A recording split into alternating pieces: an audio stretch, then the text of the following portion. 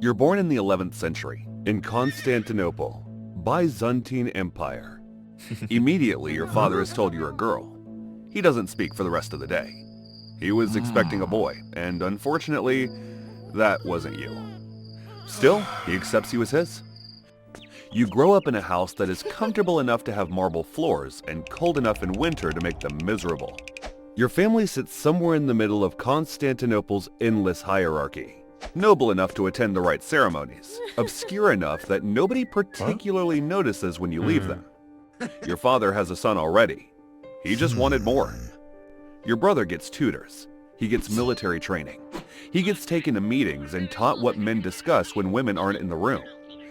You, on the other hand, get scripture, embroidery, and instructions on how to sit, speak, and enter a room without drawing the wrong kind of attention. By the time you turn 13, your father is already receiving visitors. Among your peers, you're the first to get one, and you blame your beauty for it. You already knew this when men who sit with him in the outer room leave while staring at you with hungry eyes. Years go on like this, with your father expertly deflecting every proposal. You're now 15. Your beauty is even more pronounced now, and the proposals are in the hundreds. You wonder why your father hasn't gotten rid of you. But you know him so well that you know he's definitely waiting for something. One morning, a palace official arrives at your door carrying a rolled proclamation and an expression of bureaucratic indifference. Turns out, the emperor is taking a wife. Noble families across the empire are invited to present eligible daughters for imperial consideration. Your father reads it twice. Then he looks at you across the room with an expression you have never seen on his face before. Something between relief and calculation, and says, "Fix your hair." You don't know yet whether this is the best thing that has ever happened to you, or the worst. 3 months later, you're in Constantinople. You are one of the final 12 girls standing in a line of the Palace of Daphne, wearing your best clothes and a gold ribbon in your hair. The other girls around you have been through months of preliminary screenings you never sat for. Officials reviewing family records, physical descriptions assessed by palace clerks, thousands of names reduced to hundreds, then dozens, then 12. You skipped all of it. Your father knows people. This is the only explanation anyone gives you, and it is enough.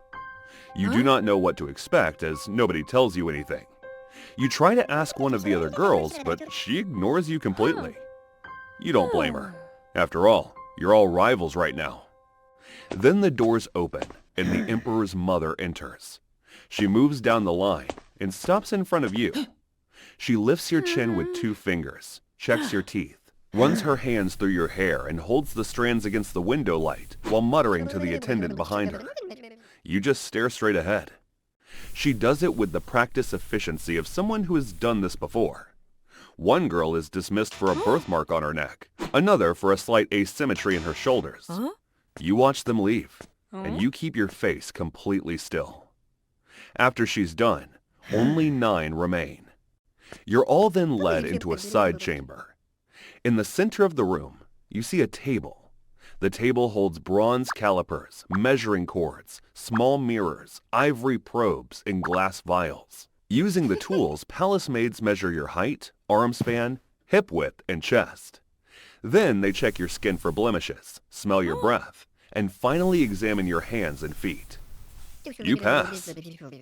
One girl is eliminated for a crooked finger, another for hip measurements outside the acceptable range. You don't know how you feel about that. Now only 6 girls remain. You're soon all led to a curtained alcove at the end of the chamber. There, a physician, a midwife, and a lady-in-waiting await you. The lady-in-waiting calls you closer and then asks you to lie down on a bed. She holds you down, not gently, not unkindly, just firmly. You do not know what they want until the midwife reaches her hand under your clothes. Immediately, you realize what's going on. They want to verify your purity. You stare at the ceiling as you count the tiles. You even bite down on your lip until you taste copper as the sound that wants to come out of your throat stays inside. When it ends, nobody acknowledges what just happened. The lady-in-waiting steps back. The physician turns to his instruments. Through the curtain, he calls in a voice as flat as administrative record keeping. "Send in the next one." You walk back into the main chamber. You stand very straight as you keep your face completely empty, because that is all you have left. When all the other girls are finally examined, the Emperor enters. He has an easy smile as he walks the line slowly, but what really draws your attention is the golden apple in his hand. In Byzantine customs, a man hands a golden apple to a woman to signify that she is to be his wife. You promise yourself to get the apple as you crack a smile, but before you can regain your composure, he stops in front of you. Then he says something, a small provocation. You catch him watching your eyes as if to see what lies behind them. You have been measured, inspected, and examined for 3 hours, so you're irritated. Some truthful part of you wants to answer honestly, but the part of you that your father had trained answers correctly instead. Not because it's true, but because you understood, lying on that table staring at the ceiling, that truth is not the point of any of this. It never was. Immediately after he hears your answer, he hands you the apple. A month later, your wedding festival is held. The festival is grand, but you can't stop thinking of how the night will go. Finally, night comes. Your wedding night has 40 men in your wedding chambers. The patriarch, the spiritual father of the empire, circles the bed 3 times with incense. In one corner, a grand chamberlain sits with a wax tablet. In another corner, scribes write. They will all be witnesses to your consummation. That night, you become the star of a show you never signed up for. As you undress, you see the so-called witnesses lick their lips. Even the patriarch watches with loud breaths. When you bleed, they all shout congratulations without minding you. The emperor even stands and turns to thank them. But through it all, you see one general that just doesn't take his eyes off you. You remember the look as the hungry one years ago. The next morning, the bedsheets are hung from the palace balcony, while the crowd cheers in the plaza below. 2 hours after that, you are painted white to hide your paleness, dressed in fresh purple silk, and paraded through the palace to receive the congratulations of every man who was in that room last night. You smile through all of it. Gracious, grateful, radiant. The perfect empress of the Byzantine Empire.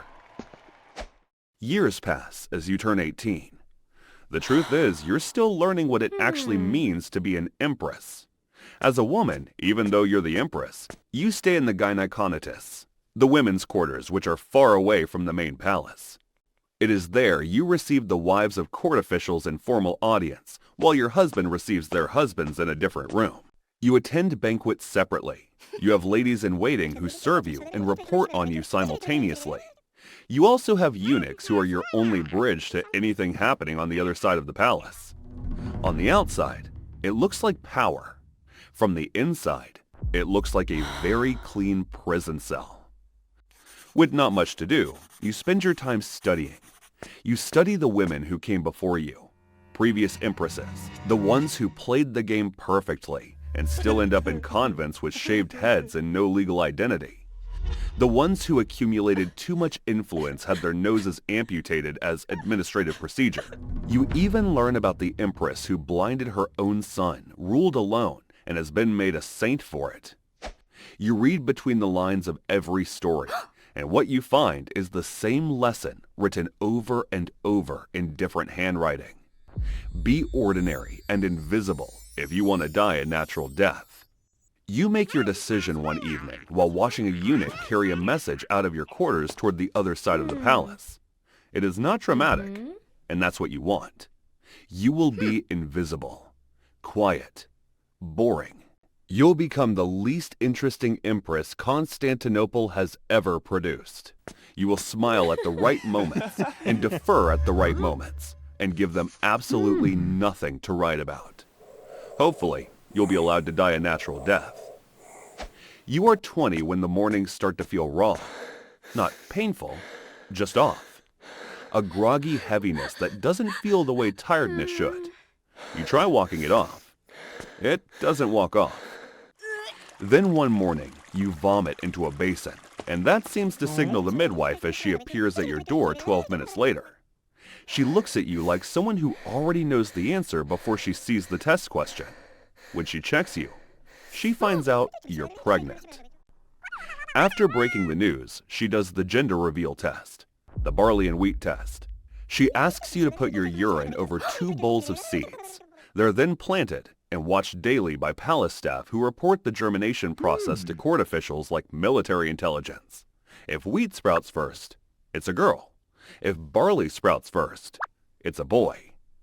Days later, the barley sprouts first. The next months are a dream to you. All your needs are met. Even the emperor's mother adores you. She is bedridden now, but always requests your presence now. So when your water breaks, she asks the maid to carry her to your chambers. The delivery is painful, but swift. And yes, it is a boy. When they place him in your arms, you check him the way the physicians checked you, quickly and thoroughly, looking for anything wrong. You find nothing. He is perfect. But he's also the most dangerous thing you have ever held. A male heir shifts the entire political weight of the empire, and you have been paying enough attention to know exactly what that means. The emperor is not home for the birth. He is at war. The Bulgarians are pressing from the north, and the Turks from the east. He sends word of his joy from a military camp 3 weeks' ride away. He comes back when your son is 2. He stays briefly, and leaves again. It is during one of these numerous absences that one of your husband's most faithful servants appears at your door, eyes down, hands not quite steady, and tells you quietly that the emperor's brother has been building a faction for years. You find out that he's been gathering generals, moving treasury assets. He even places loyal men in administrative positions throughout the empire. Your husband knows, but the war takes precedence. He trusts himself to handle his brother when the time comes. You don't. You have read enough history to know that it's common for Byzantine emperors to lose their thrones, not on battlefields, but to the men sitting beside them at dinner. You also know what happens to the Empress after an usurpation. They usually end up in a convent or exile, or even end up marrying the usurper. The princes don't have it better, as they're usually castrated, blinded, or end up at a monastery. You look at your son sleeping in the next room. You can't let that happen, so you start moving pieces. You are 26 when you receive unfortunate news from the battlefield. The messenger is dusty and won't meet your eyes. Somehow you already know what to expect, but you let him speak anyway. He tells you the emperor has fallen in battle on the northern front. He explains the whole situation, and you let him finish. You thank him quietly, dismiss everyone in the room, and stand very still for exactly as long as you can afford to. 4 minutes later, you're on the move. Your first message goes out within the hour, dispatched under your husband's seal, which you have a copy of. You order the emperor's most loyal general to pull back from the Eastern Front and surround Constantinople immediately. You sign it in your husband's name. You choose him because he was the one that never took his eyes off you on your wedding night. The second move is the court. You have 2 hours before word of the emperor's death spreads beyond his inner circle. You use them wisely. First up, you convene an emergency session. You address the court with your son beside you and a legal document sealed by the emperor's seal. You read it aloud in a steady voice. It says the emperor put you in charge in case of tragedy. You dare anyone in that room to say something. Nobody does. Your final and most important move is the general himself. You know he's loyal and ambitious. You also know he's smart enough to know that the Empress Regent is his fastest path to everything he wants. But you're also smart enough to know that this kind of loyalty has an expiration date. So you give him something harder to walk away from. Your body. He still has that hungry look around you. So, it works. The emperor's brother moves 3 days later and finds Constantinople already sealed. The army is already positioned, the court already aligned. So he backs down. For now. But right now, the most powerful person in the Byzantine Empire is you. It feels nothing like you thought it would. It's like standing at the edge of something very high, looking down and understanding that there is no going back. Years pass as you govern the empire, actually governing, not performing governance. You do not stand while men do the work, but manage military campaigns through loyal generals, negotiate with foreign powers, and keep the treasury functional through taxation reform, and the kind of creative diplomacy that requires you to smile at people you would rather never see again. The patriarch requires handling. The aristocracy and the merchant class require constant balancing against each other. For some reason, each is convinced the other is the problem. You handle it. But what you're interested in is your son's future. He is 10, curious, loud, and already asking questions that have edges to them. You see him in the training yard before sunrise, sword in hand, training till his hands bleed. You can't help but smile when you see that. But sometimes when he thinks you aren't watching, you notice he watches you with an expression you just can't put your finger on. Years pass, and he turns 14. On the day of his birth, he asks you when he will begin to rule. Not yet, you tell him. The time is not right. But just months later, the question comes again. This time he words it differently. There are still enemies, you say, when it is safe. All of this is true. Unknown to him, the general is a separate problem. He goes to war and returns, goes and returns, and each time he comes back, he arrives expecting something you are increasingly unwilling to give. A child, specifically a son. He does not say this directly. He's not a stupid man. But you see it in the way he watches your boy, measuring, calculating. You have been pregnant twice. Both times you handled it quietly in your chambers, with only your most trusted midwife present. You know what a son by the general means. A rival claim, a slow-moving threat with a face you would have to look at every day. So you smile at him over dinner and keep scheming. Your son still asks the question, except this time it's with the exhaustion of someone who has been waiting for something his entire life. You tell him soon. You mean it. You also mean not yet. Not while the general still watches. Not while his uncle's faction still breathes. And not while there are pieces still in motion that only you can see. Years pass, and you turn 40. You're no longer the teenager who was led into the palace. Now you are the most competent person in the empire, and you know it. Your son has just turned 19 when he comes to your chambers unannounced. No knock, just the door opening and him walking in. Something in the way he is walking scares you, but you chalk it down as paranoia. He sits across from you. He doesn't greet this time. No formality, just exhaustion. He asks the question again. 3 years of asking. 3 years of not yet. The time isn't right, and there are still enemies has caused a rift between you two. You start to explain. The general, his uncle. But he's on his feet before you finish the sentence. And before you can react, you're on the floor. The guards at the door do not move. You call to them, but they look straight ahead. He tells you not to bother, that they're all loyal to their rightful king. He says he knows everything, that his uncle told him the truth of how you conspired with the general to let his father fall in battle, that you have been doing what Irene of Athens did, holding the throne and planning to hold it forever. He also says you're waiting for the right moment to get rid of him. You open your mouth to explain, but he already has a blade. You scream as he gouges out your eyes. But what breaks you is not the pain, it's his face. Not the rage, but the expression underneath it. A cold and satisfied smile. You see the face of a man who has solved a problem and is mentally moving to the next one.